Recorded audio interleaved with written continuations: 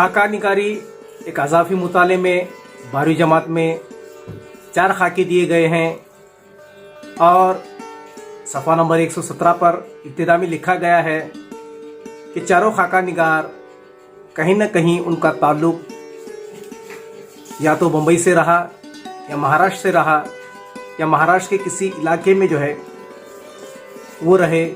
तो हम आज मंटो मेरा दोस्त मेरा दुश्मन अस्मत चुगताई का खाका पढ़ेंगे। उनका बचपन जयपुर और आगरा में गुजरा, स्केच कहा जाता है। उन्होंने इब्तिदाई तालीम पाई। तो अब देखेंगे मुसन्निफ का बीए और बीएड की डिग्री अलीगढ़ यूनिवर्सिटी से 21 अगस्त हासिल की। 1915 को मुख्तलिफ स्कूलों में पैदा मुलाजिमत करने के बाद वो बम्बई में मदारिस की इंस्पेक्टर हो गई। वो फिल्मी दुनिया से भी वाबस्ता थीं। उनकी जहनी तरबियत तरक्की पसंद तरीके ज़ेर असर हुई थी। अस्मत चुगताई ने नावल, अफसाने, रिपोर्टाज लिखे। उन्हें एक अफसाना निगार की हैसियत से शोहरत मिली। 2 हाथ, छुई मुई, कलियाँ और चोंटे उनके अफसानवी मजमूए हैं। ज़िद्दी, टेढ़ी लकीर, मासूमा, सौदाई और एक कतरा खून उनके अहम नावल हैं। उन्हें औरतों की ज़बान और मुहावरात के इस्तेमाल में महारत हासिल थी। अस्मत ने जो कुछ खाके लिखे हैं उनमें दोज़खी बहुत मशहूर हुआ, जो उन्होंने अपने भाई अजीम बेग चुगताई पर लिखा है। मुंबई से भोपाल तक उनका एक यादगार रिपोर्टाज है। अस्मत की तहरीरों की ख़ास पहचान उनकी तंज़ आमेज़ ज़बान है। मुस्लिम घरानों के लड़कों और लड़कियों की तर्ज़ ज़िंदगी और नफ्सियात पर उनकी गहरी नज़र थी। उनका इंतकाल 24 अक्टूबर 1991 को बम्बई में हुआ। अब देखिए जिस पर खाका लिखा गया है। सादत हसन मंटो कौन है हम जानेंगे। सादत हसन मंटो 11 मई 1912 को लुधियाना के गांव समरला में पैदा हुए। इब्तिदाई तालीम अमृतसर में हासिल की। आला तालीम के लिए अलीगढ़ गए, लेकिन ज़्यादा दिनों तक तालीम जारी न रख सके। जल्द ही मुलाजिमत इख्तियार कर ली। अखबार, मसावात, अमृतसर और हफ्त रोज़ा, मुसविर, मुंबई वगैरह में भी इदारत के फ़राइज़ अंजाम दिए। उन्होंने ऑल इंडिया रेडियो के लिए रेडियो ड्रामे और फीचर्स भी लिखे। देखो मंटो की ज़िंदगी बम्बई, दिल्ली, अमृतसर, लाहौर इन हिस्सों में बटी हुई मंटो की अपनी ज़िंदगी है। तो वो जब रेडियो पर जब काम करते थे तो हिंदी के मशहूर मुसन्निफ जो है उपेंद्र नाथ आशकवी जो है उनके साथ ऑल इंडिया रेडियो पर काम किया करते थे। हमेशा उनसे उनका टकराव होता। उन्होंने मंटो पर भी किताब लिखी, मंटो मेरा दुश्मन, उपेंद्र नाथ आशकवी जो है। तो बाद में वो बम्बई आए। यानी कहा था कि मंटो जो है 1930 से 40 के दरमियान में जो है मंटो ये बम्बई में फिल्मी दुनिया में से वाबस्ता हो गए थे। और तकसीम वतन के बाद उन्होंने लाहौर में सुकूनत इख्तियार की। लाहौर ये पाकिस्तान के पंजाब का इलाका है और 18 जनवरी 1955 को वहीं उनका इंतकाल हुआ। मंटो उर्दू के एक बड़े अफसाना निगार, मौजूर तकनीक के एतबार से उनकी अफसानी हैसियत रखते हैं। 1936 में उनके अफसानों का पहली मजमुआ आतिशपारे मंजर आम पर आया। बाद में उनके मुताद अफसानी मजमुए शाये हुए। नया कानून जो काफ़ी मशहूर उनका अफसाना नया कानून जो हिंदुस्तान की जंग आज़ादी पर था। ठंडा गोश्त, काली शलवार, टोबा टैक्सिंग, हिंदुस्तान और पाकिस्तान की तकसीम पर लिखा गया मंटो का सबसे कामयाब अफसानों में जो है ये टोबा टैक्सिम की को गिना जाता है। मोजिल और हतक उनके मशहूर अफसानी मजमुए हैं।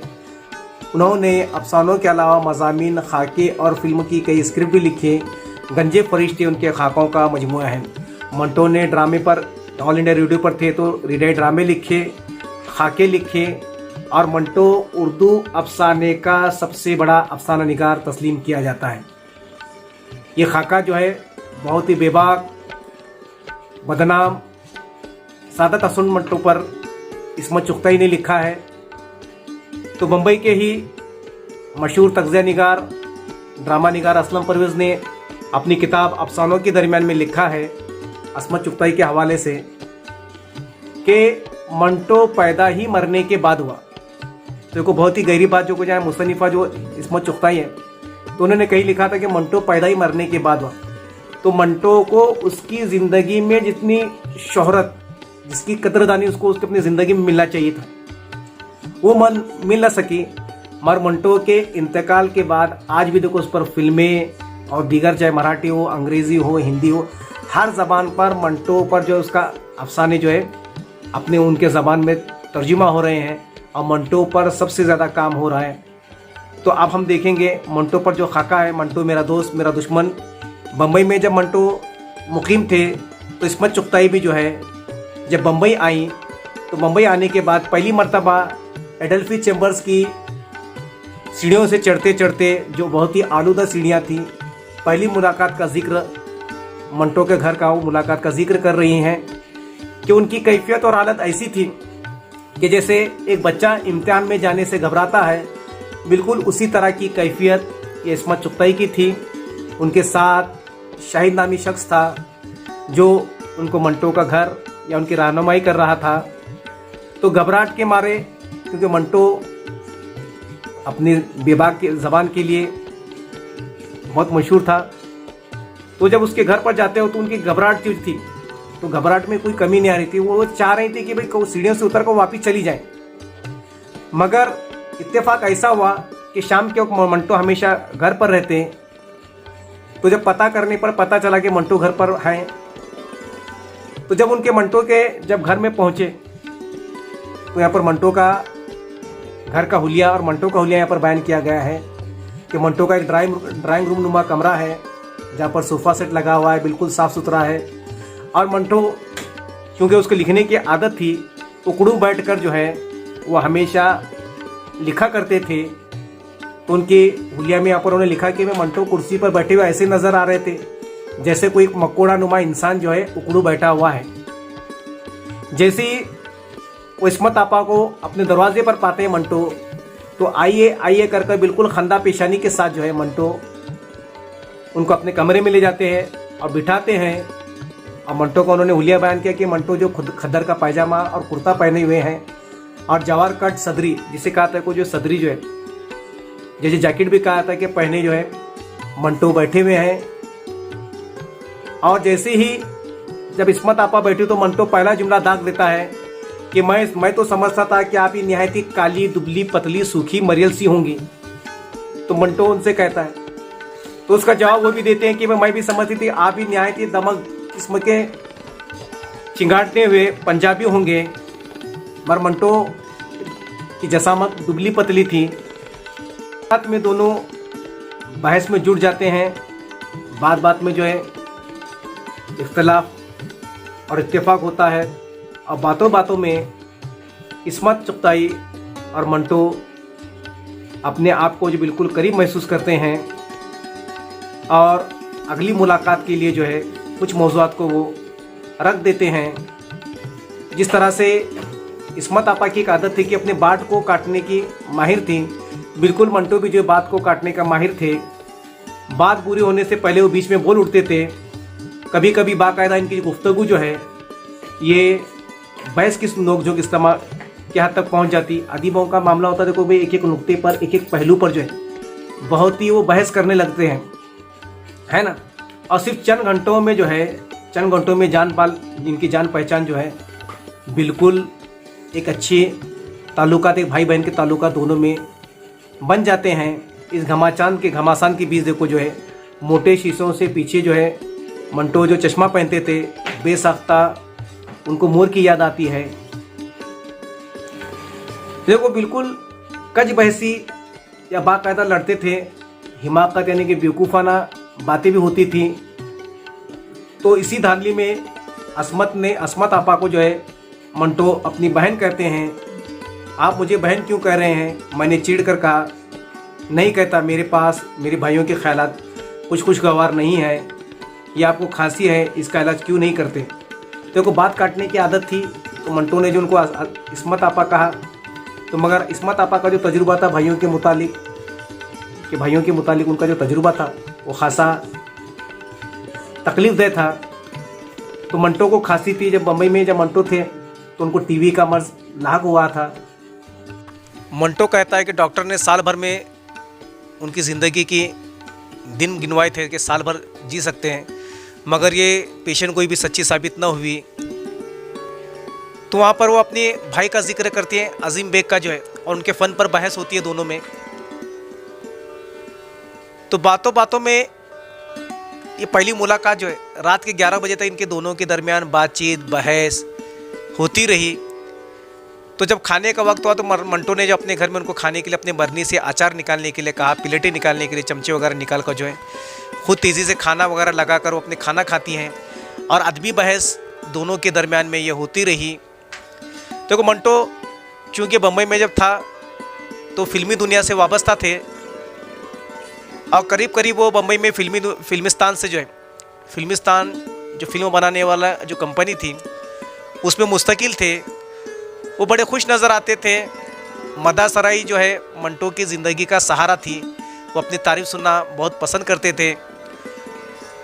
उनसे मिली थी कि उनकी फ़िल्म 8 दिन कामयाब ना हुई। तो उनकी 8 दिन जो फिल्म मंटो ने जो लिखी थी वो बिल्कुल बुरी तरह से फ्लॉप हुई।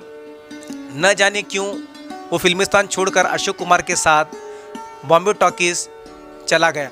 यानी कि वो फिल्मिस्तान छोड़कर जो है बॉम्बे टॉकीज़ चले गए, जहाँ पर अशोक कुमार उस फिल्म टॉकीज़ के हीरो हुआ करते थे, और उनके बहनोई जो है उस कंपनी के मालिक थे जो बॉम्बे टॉकीज़ था।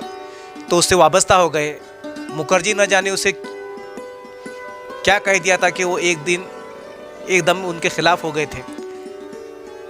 तो मुखर्जी के ख़िलाफ़ हो गए। मंटो से बकवास आदमी कहते, ये तलखी जो है उसे फ्रॉड कहते। ये तलखी फिल्मिस्तान से छोड़ने की मंटो के दिल में थी। बॉम्बे टॉकीज़ में जाकर उसने अपने 1 साल के लिए सीनियो डिपार्टमेंट में काम दिलवाया। उन्होंने इस्मत चुगताई को भी जो है सीनियो डिपार्टमेंट में काम दिलवाया, और बहुत खुश था कि उन्होंने इस्मत चुगताई को काम दिलाया। और वो कहते थे कि हम दोनों मिलकर कहानियाँ लिखेंगे और तहलका मचा देंगे, और अशोक कुमार उसका हीरो होगा। वह मंटो कहानी लिखते, कभी आखिर से शुरुआत तक, वस्त से अंजाम तक, अंजाम से वस्त तक। तो मंटो हर तरह से नए नए तरीके से कहानी पे तजुर्बात करते और फिल्मी कहानियाँ लिखा करते। मगर गांगुली नाम के जो शख्स थे उन्होंने जो है उनकी फिल्म बनाने से इनकार किया। आपकी कहानी में उसका रोल रोमांटिक नहीं बाप का है, तो अशोक कुमार का जो रोल था बाप का था। तो मंटो से फिर लड़ाई होती है, और यहाँ पर अदबी ज़ुबान अपनी फ़िक्र पड़ी। तो मंटो की जो ज़बान थी बिल्कुल अदबी थी, और फिल्मों के लिए देखो आम लोगों की ज़बान होनी चाहिए थी। ज़िद्दी और महल बन गई, मंटो की फिल्म रह गई। तो बॉम्बे टॉकीज़ ने क्या किया, ज़िद्दी और महल फिल्म बनाई, मगर मंटो की जो फिल्म की जो स्क्रिप्ट थी, कहानी थी, मगर वो फिल्म न बन सकी। तो मंटो अपनी ज़िल्लत कभी बर्दाश्त नहीं कर सकते थे। वो सब कुछ झेल सकते थे, मगर अपनी नाकदरी अपनी ज़िंदगी में झेल नहीं सकते थे। जबकि अपने हिंदुस्तान के जब हालात हम देखेंगे, यहाँ पर आज़ादी की लड़ाई बिल्कुल ज़ोर में थी। बम्बई उसका मरकज़ था, है ना। साइमन गो बैक जैसे नारे थे। अंग्रेज़ी हुकूमत का बायकॉट, बदीसी माल का बायकॉट, दूसरी 1939 की में दूसरी आलमी जंग। उस ऐसी अफरा तफरी के माहौल में जो है बम्बई बिल्कुल जो है सरगर्म थी। आज़ादी की लड़ाई बड़ी ज़ोरों पर थी। तो मंटो और उनके ख़ानदान के लोग जो है, हालांकि आज़ादी के बाद भी जो है, जब उनका ख़ानदान जो पाकिस्तान जब चला गया, तो उनकी बीवी बच्चे मंटो को पाकिस्तान बुलाते रहे। और मंटो एक दिन चुपके से जो है इस्मत चुगताई को बताए बगैर जो है बिल्कुल बुज़दिल तरीके से जो है वो पाकिस्तान चले गए। तो वो समझते थे कि वो अपना मुल्क है, मगर वहाँ भी जो है नाकदरी ने मंटो का साथ नहीं छोड़ा। वहाँ पर उनके अफसाने लिखने की पादाश में जो है उन पर भी जो है मुकदमे चले, जेल भेजा गया मंटो को, पागल खाने तक उनको भेजा गया। ये हालत पाकिस्तान में मंटो की हुई। और मंटो की ज़िंदगी जो दर्द भरी जो ज़िंदगी जो है, ये खाकी की बजाय उनके अगर पूरी ज़िंदगी अगर संवारने पड़ेंगे, तो एक बड़े अफसाना निगार की जो है उसका अंत, उसका आखिर किस तरह से होता है, तो हम इसको ये अफसाने में के अंदर भी उसका दर्द झलकता है। तो मंटो जो है वहाँ पर जाने के बाद 2 मरतबा उनको पागल खाने भेजा गया, और उनकी ज़िंदगी के जो आखिरी हालात थे, उनके आखिरी हालात जो थे वो बड़े, शराब के पैसे नहीं थे, तो लिखवाने वाले, अखबार लिखवाने वाले भी उनको 2-2 पैसे 5-5 रुपये देकर जो है उनसे अपने मज़ामिन लिखा करते और छापते। और मंटो जो है कि मरने पर देखो इस्मत चुगताई को जब उनसे ख़त व किताबत भी रही वो पाकिस्तान जाने के बाद, वो जवाब देती, मगर अचानक उनको एक ख़बर मिली कि मंटो नहीं रहा, ये ज़ख्म जो है उनके दिल पर बहुत दिनों तक कायम रहा। ये कसक उनके दिल में बहुत दिनों तक बाकी रही कि ये उनका जो भाई जो है वो उतना कर्ज़ अदा न कर पाई,